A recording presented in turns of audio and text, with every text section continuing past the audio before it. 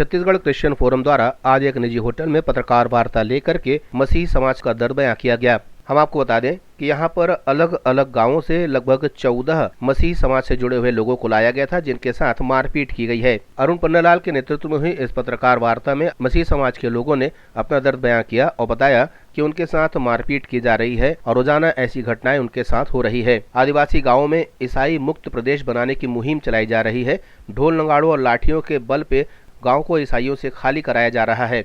वहीं Chhattisgarh Christian forum द्वारा लगातार ये प्रयास किया जा रहा है कि यहाँ पर संविधान के मूल्यों की रक्षा हो सके, लेकिन तमाम शिकायतों के बावजूद हमला करने वालों पर कोई कार्यवाही नहीं हो रही है, जिसे लेकर के छत्तीसगढ़ क्रिश्चियन फोरम अब जमीनी लड़ाई लड़ने को तैयार हो गया है। मसीही समाज से जुड़े हुए लोगों ने मीडिया को बताया कि किस तरीके से उन पर अत्याचार किया जा रहा है। वहीं छत्तीसगढ़ क्रिश्चियन फोरम के प्रेसिडेंट अरुण पन्नालाल ने कहा कि उन्हें न्याय की उम्मीद है। वे चाहते हैं कि छत्तीसगढ़ शासन इसमें हस्तक्षेप करे और ऐसे हिंसक घटनाओं पर कार्यवाही करते हुए हिंसा फैलाने वाले लोगों को गिरफ्तार करे। इसके पूर्व भी उनके द्वारा पत्रकार वार्ता लेकर के एसआईटी का गठन करने की बात कही गई थी। उनका कहना है कि अगर समय रहते इस हिंसा को नहीं रोका गया तो छत्तीसगढ़ क्रिश्चियन फोरम के आह्वान पर पूरे देश भर में ईसाई समाज इसको लेकर के आंदोलन करेगा।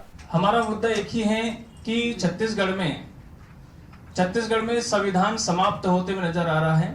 एक व्यक्ति की जो मूल स्वतंत्रता है, जिसकी धार्मिक स्वतंत्रता है, जिसकी आस्था की स्वतंत्रता है, जिसकी आजादी की स्वतंत्रता है, वो पूरी तरह से समाप्त होते नजर आ रही है, जिसमें ये घटनाएं दिन ब दिन होते जा रही है और प्रशासन इसमें बिल्कुल लिपापोती कर रही है। और हमारा ये मानना है कि सरकार जो है इन ऐसे प्रकार के आतंकवादियों को संरक्षण दे रही है, क्योंकि संरक्षण देने का कारण यह है क्योंकि वो उनके ऊपर में उचित तरीके से कार्रवाई नहीं कर रही है। आप देखें कि हमारे लोगों का सिर फुट रहा है, हमारे लोगों को चर्च में घुस के मारा जा रहा है, घर में रहना मुश्किल हो गया है। जो पीछे में हैं वो सब गांव से निकाले हुए लोग हैं, उनको गांव से निकाल दिया गया है। अब वो लोग कहीं कोंडागांव में कोई शरणार्थी बन के बैठा हुआ है, कोई नारायणपुर शहर के अंदर में शरणार्थी बन के बैठा हुआ है, तो कोई किसी चर्च में शरणार्थी बन के बैठा हुआ है। उनकी मूल जमीनों से, उनके मूल परिवारों से, उनके मूल जो अधिकार है उनसे उनको वंचित कर दिया। उनके यहाँ तक कि उनके खेतों को काट के भी उनके जमीनों को हड़प कर वो लोग जो है